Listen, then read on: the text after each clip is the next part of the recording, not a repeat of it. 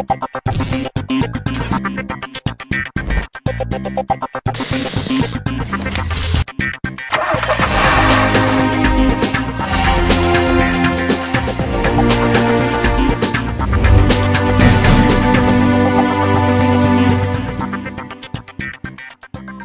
start off with that big launch this week. It's the Mahindra Alturas G4. The top of the line SUV is essentially the Indianized version or the Mahindra version of the SsangYong Rexton, and the prices are finally out.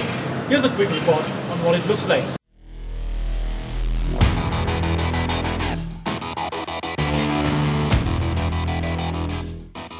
The all-new Mahindra Alturas G4 SUV has been launched in India.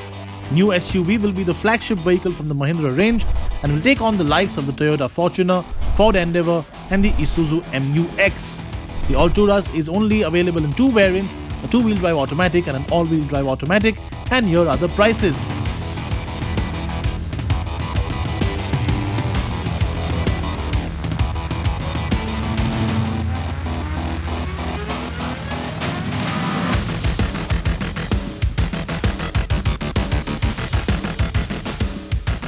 Under the bonnet, the Alturas gets a 2.2-litre turbocharged diesel engine, which is BS6 ready. The engine makes 178 bhp and 400 Nm of torque, mated to a 7-speed automatic.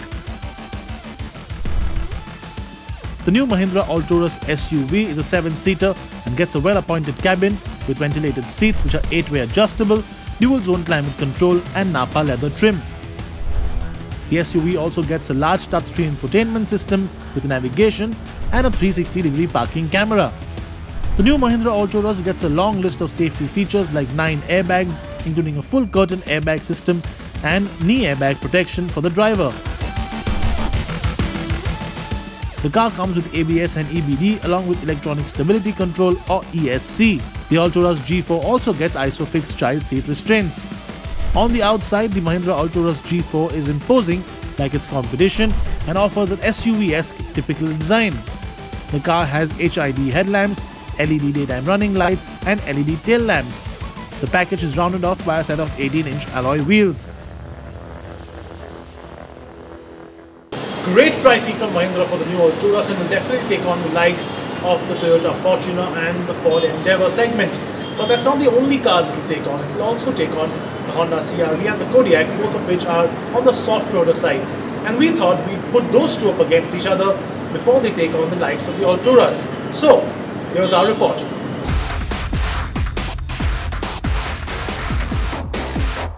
SUVs are coming to India by the dozen, and that's because there's demand for it. And it's not just the compact and subcompact segment that's growing. The premium segment has its fair share of cars, the Honda CR-V being the latest. Of course, it gets into the ring with its fair share of rivals.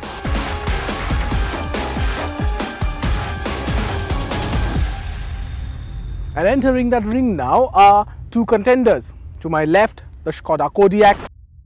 To my right, the Honda CR-V. Now this one is the more experienced one because it's been here for some time. And we've already shown you in detail about how it did with its other competitors. But now there's a newbie in the ring, and this one has a legacy. The CR-V badge has always been loved in India, and well, this one has something different in it. Actually, both have a lot in common because for Skoda is the first 7-seater SUV, and for Honda it's also the first 7-seater SUV in India. Yes, the CR-V gets 7 seats. If you look up front, both get J-shaped LED DRLs. Now that's just a bit of commonality in both of them. But if you take a look at how both of them look, this one actually looks like an executive, wanting to go for an MBA interview kind of person, while this one is a little snazzy, though still premium. Two different approaches to the same segment. We can't wait to see how this turns out. But that's not the only thing they have in common. Both SUVs are closely matched when it comes to height and width. However, the Kodiaq is longer than the CR-V by more than 100 millimeters. There's more space between the wheels too of the Kodiaq compared to the CR-V. So does that mean there's more space inside? The thing with the CR-V is that the cabin appears to be roomier than the one in the Kodiaq. Now technically the Kodiaq is longer and has a longer wheelbase compared to the CR-V. But here in the second row, things actually look roomier, and that's because there's no central tunnel here. It's a very small bump compared to the tunnel that the Kodiaq has. And even my camera person said that it was easier to shoot the Honda CR-V from inside than the Skoda Kodiaq. So that just shows how much room you have right behind here. Obviously there's no headroom as such right here, because my head is now actually hitting the roof, and so there's a problem there. That does not happen in the Kodiaq. But there's nice, good amount of knee room, good amount of shoulder room, and actually feels roomier here. There are even 2 USB ports here to charge your phones. That's not available. There's just a 12.5 volt charging point there. It also has rear seat vents. Even the Kodiaq has that, and of course you have the central armrest. So a lot has changed in the CR-V, and it's changed for good. The cabin of the Kodiaq is typically German, and the first thing that gets your attention is the 8-inch touchscreen system, which is compatible with all forms of smartphone integration. Then there are features such as ambient lighting, hands-free park assist, umbrellas in the front door pockets, and a sleep package. The CR-V gets a 7-inch touchscreen system that gives you everything you need. There's even a multi-view reverse camera with dynamic guidelines, which comes in handy because the CR-V is quite a big car. The instrument cluster of the new CR-V is very sensibly designed, and it's simple to read and understand too. And it is all digital, unlike the analog one on the Kodiaq. However, Skoda has made available the virtual cockpit now in the top spec variant. But the fact remains that both car makers are new to the concept of third row seats. Honda has gone for the tumble down second row seats, which help in easing ingress and egress. With the Kodiaq, however, you require to be nimble, as the seats do not tumble forward. Now the third row of the Kodiaq is not meant for adults. I mean, look at me, I'm cramped here. But headroom is still okay, it's not that bad.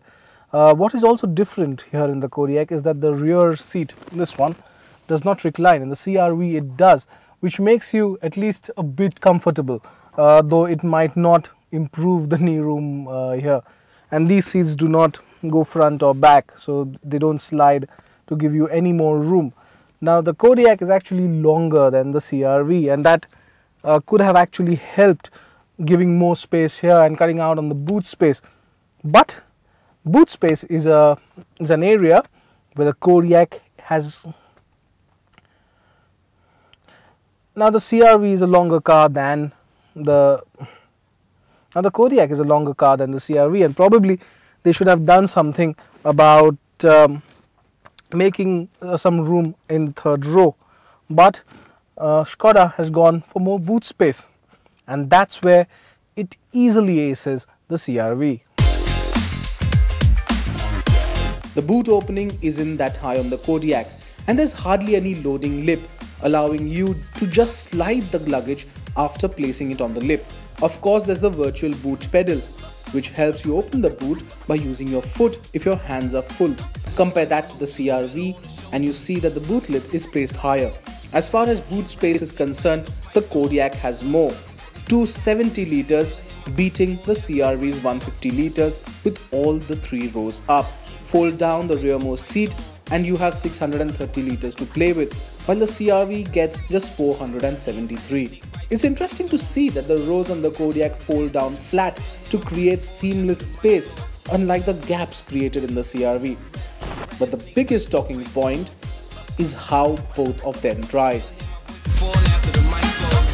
Now the diesel, to contend with the rest of its competitors, finally gets a diesel engine. The 1.6 litre churns out 118 brake horsepower and there's 300 Newton meters of torque on offer. Yes, the power is lower than most of its contenders. It's actually, are pretty dismal when compared to the rest. But at no point in time do you think that it's less and you don't have power at your disposal. That 9-speed gearbox actually works overtime to make sure that you have power at your disposal. Fuel economy figures are not bad on the Kodiaq either, as it returns 16.25 kilometers per litre, but it has a bigger engine and is more powerful too. Now the Kodiaq is actually pretty powerful. 148 brake horsepower coming out of the 2-litre engine and 340 Newton meters of torque, 30 brake horsepower more than the CR-V, and you can feel it. Also, it makes a lot of difference having all-wheel drive as standard in the car. So it also has torque vectoring, which is why 96% of that torque is fed to the front wheels, while whenever required 50% is sent to the rear. So each and every time you get enough and more power, and that 7-speed gearbox works brilliantly well with all of that. Both Skoda and Honda have made certain that their full-size SUVs offer the best when it comes to ride quality. And bump absorption is really good too. I mean, I'm taking it through this bump and there you go. You can see that there's no struggle as such. It takes it in its stride. Now those were big bumps. Smaller bumps just creases through it. And that makes a lot of difference in a car in a city. It's big too, and that makes a lot of difference. The CR-V2 has improved over the years, and the 5th gen offers a lot more.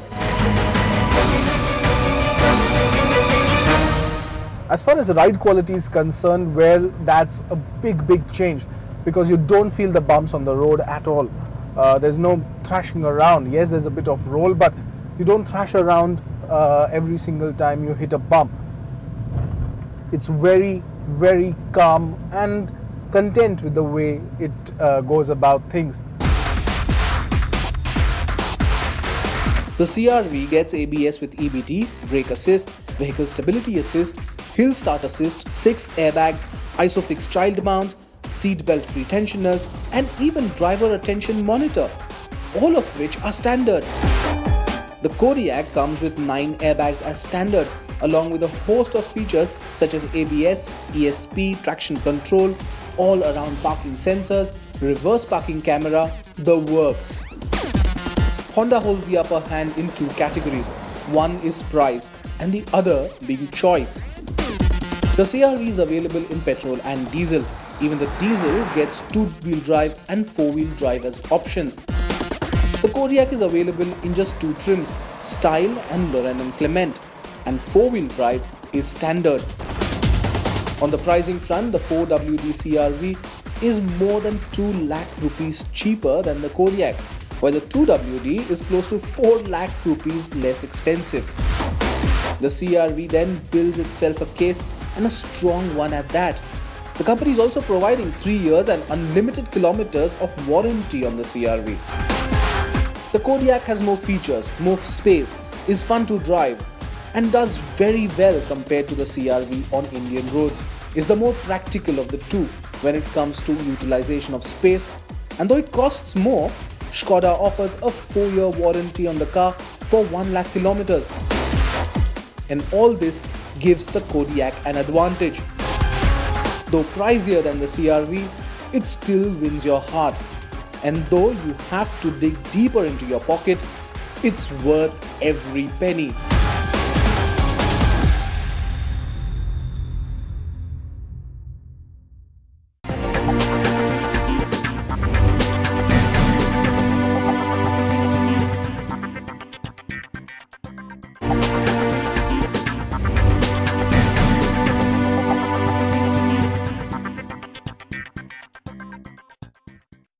Welcome back to CMB Bazaar Buzz. Now, before the break, we showed you a whole bunch of SUVs, the big new launch, and of course that comparison. Let's get more to sort of mass market stuff now. The 150cc segment was the one that grew up from the 100cc segment. and as people keep progressing, they're going to move to slightly larger and larger bikes. And the next stepping stone, of course, is the 200cc segment. Now, a lot of manufacturers are getting into that segment with new products, new bikes all the time. So we thought we'd take two of the newest ones and give them a shootout against each other. Preetham has the story.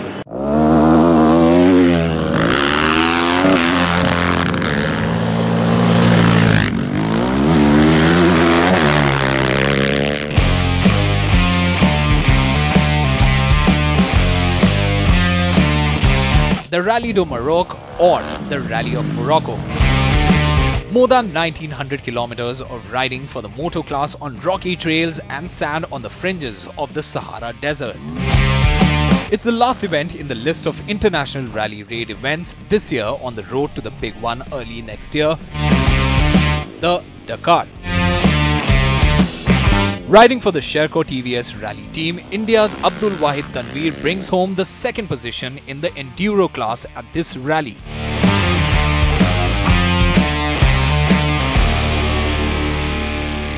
TVS is the first Indian two-wheeler manufacturer to have participated in the mother of rally raids, the Dakar.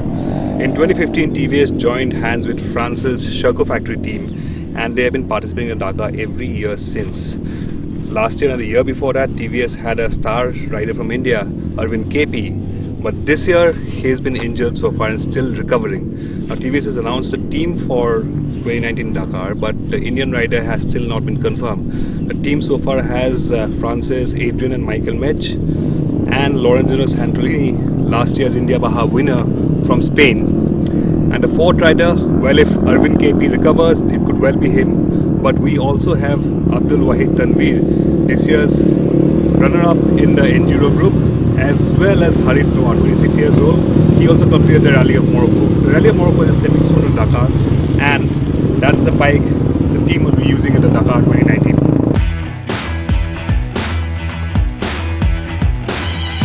After the Rally of Morocco, we traveled to the edge of the Sahara in Merzouga.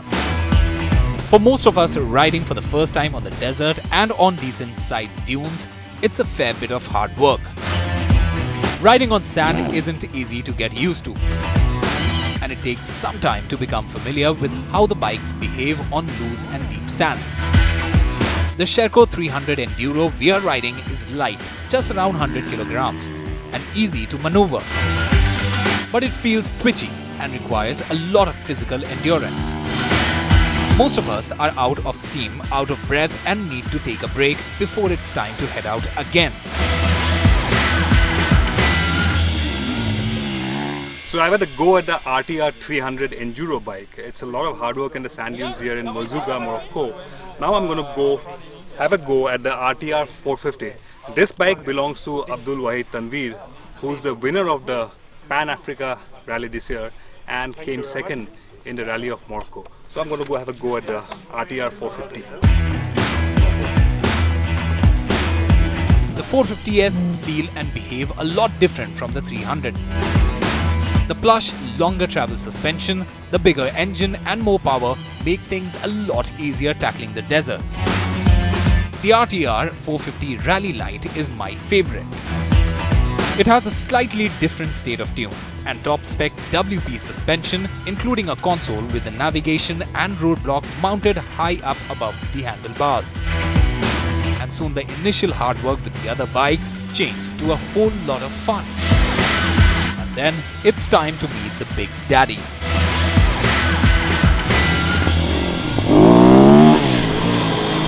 The Sherco-TVS 450 Rally, that's the bike the Sherco-TVS Dakar team will be using at the 2019 Dakar Rally. It's a 450cc single, completely rally spec, 52mm front forks with about 300mm travel. It's got this road book here, so navigation is a very important part of rally raid, and it weighs just about 125 kilos and makes about 60-62 bhp of power. That's the bike we're riding along with the other rally bikes today. The 450 Dakar is tall, imposing and has many high-end bits, including a Terminioni exhaust system, fair bit of carbon fiber materials. The 450cc engine is a lot different from the other 450 Rally and Enduro bikes from Sherco. The engine components are different, the tuning is different, and it gets a bigger fuel tank and a more comprehensive instrument and navigation panel. After all, for any rally raid competitor, the more important skill is navigation apart from riding skills. Our time with the 450 Dakar was brief, and with the constant fear of dropping the very expensive bike, it was soon time to hand it back. Riding rally bikes in the desert was a first and one-of-a-kind experience.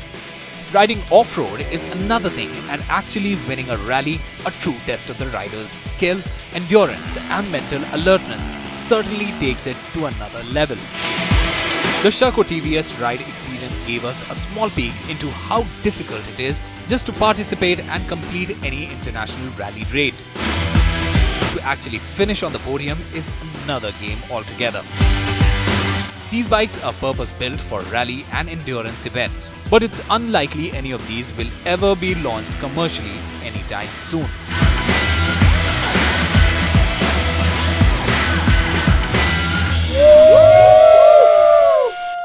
And with that, that's all we have time for this week on the show. Do remember to wear your seatbelts if you're in a car, whether at the front as a driver or in the back as a passenger. Do remember to wear your helmets if you're in the front as a rider or as a pillion. Always be safe, drive safely and ride safely. We'll be back next week with a whole bunch more. Stay tuned and thank you so much for watching.